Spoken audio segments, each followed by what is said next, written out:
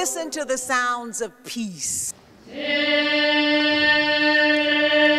Stability, development, security, safety. Listen to the sounds of peace. Harmony, tranquility, wholeness. Listen to the sounds of peace. Love, reconciliation, justice, belonging. Listen to the sounds of peace. Respect, acceptance, accountability, responsibility. Listen to the sounds of peace. I greet you all. It is an honor to have you here in this General Assembly Hall of the Palais des Nations. We are here in this place that was conceived as a vision by those who dare to believe that peace is in fact possible.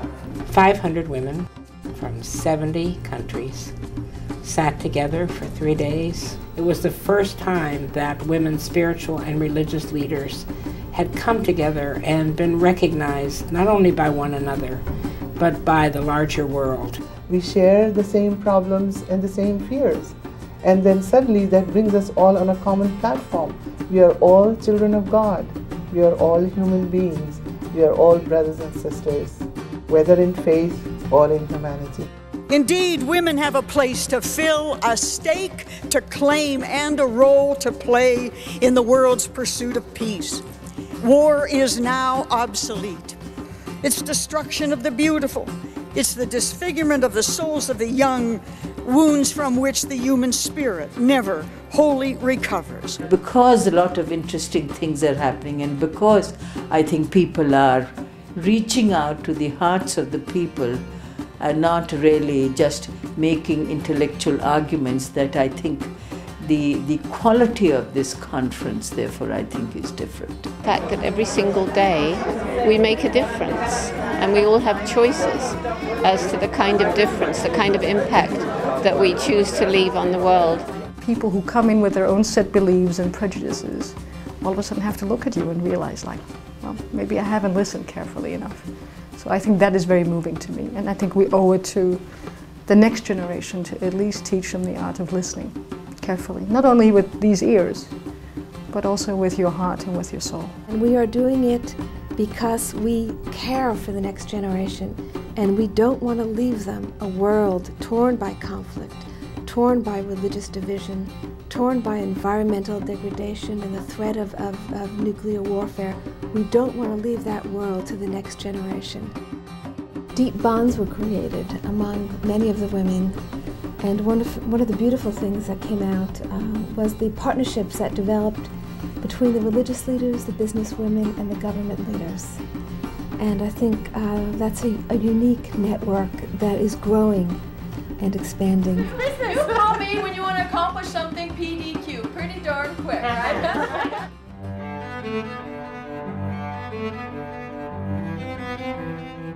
At our meeting in Geneva, there was a group from Israel and some Palestinian women, and they came together and they called us to come to the Middle East. And 6 months later, we brought them to Oslo, where women from government, business, and religion, Palestinian and Israeli women, came together for 4 days of intense and very productive dialogue. So we came here because we firmly believe that even though there is so much frustration, we have a firm belief that we need to reach out to people, and we need to communicate with Israelis and with Jewish American women. We need to break the stereotypes, and we need to tell them one simple fact. We are equal human beings.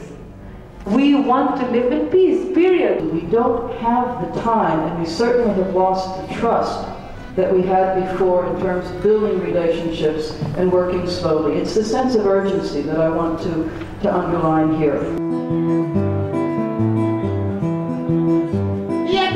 I gotta say just a word, Dina, about some of the work that we've done in Africa with the young people. I think the African Youth Initiative is very important. Well, we've begun work with the United Nations Development Program to launch a worldwide youth leadership network.